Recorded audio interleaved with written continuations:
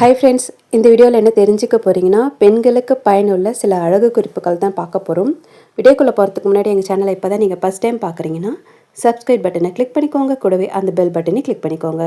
அப்போ தான் நான் போகிற ஃபியூச்சர் வீடியோஸ் உங்களுக்கு எப்பயுமே நோட்டிஃபிகேஷனாக வரும். உங்களுடைய முகம் எண்ணெய் பசையாக இருக்குது அப்படின்னா, ஒரு சுத்தமான பவுலில் 1 ஸ்பூன் முல்தானி மெட்டி, 1 ஸ்பூன் சந்தனம், கொஞ்சமாக பசும்பால் ஆகியவற்றை சேர்ந்து கலந்து கொள்ளணும்.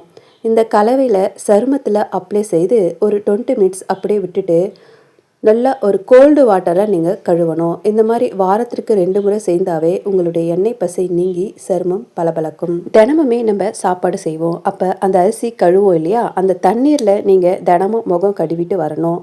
இந்த மாதிரி செஞ்சுட்டு வந்தீங்க அப்படின்னா முகத்தில் உள்ள அழுக்குகள் மட்டும் நீக்காமல் உள்ளிருக்கும் எண்ணெய் மற்றும் கரும்புள்ளைகளையும் அகற்றும்.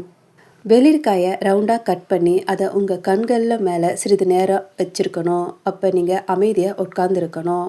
இப்பாரி செய்கிறதால கண்களில் இருக்கும் சோர்வு நீங்கி கருவளையங்களும் நீங்கும். வாரத்தில் அல்லது 3 நாட்களுக்கு ஒரு முறை நீங்கள் ஆவி பிடிப்பது மிகவும் நல்லது. இவ்வாறு செய்வதனால சரும செல்களுக்கு புத்துயிர் கிடைக்கும்.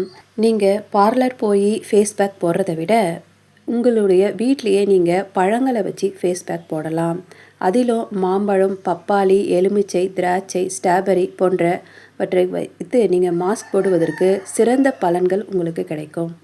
தேங்காய் எண்ணெயை வெதுவெதுப்பாக சூடேற்றி அதை தலைக்கு தடவி ஒரு 20 நிமிடம் அப்படியே மசாஜ் செய்து 30 நிமிடம் ஊற வைத்து குளிச்சிங்க அப்படின்னா முடி வளர்ச்சி அதிகரிப்பதோடு முடி அடர்த்தியாக வளரும். இதை நீங்கள் இரவில் செய்தால் மிகவும் நல்லது. உங்களுடைய லிப் மென்மையாக இருக்கணும் அப்படின்னா லிப் பாம்களை நீங்கள் பயன்படுத்தலாம்.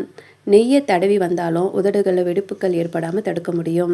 இவ்வாறு செய்வதனால உதடு மென்மையாகவும் வறட்சியின்றும் காணப்படும். இது போன்ற தகவலை பெற எங்கள் சேனலுக்கு லைக் பண்ணுங்கள், ஷேர் பண்ணுங்கள், கமெண்ட் பண்ணுங்கள். மறக்காமல் சப்ஸ்கிரைப் பண்ணுங்கள். தேங்க்யூ ஃபார் வாட்சிங்.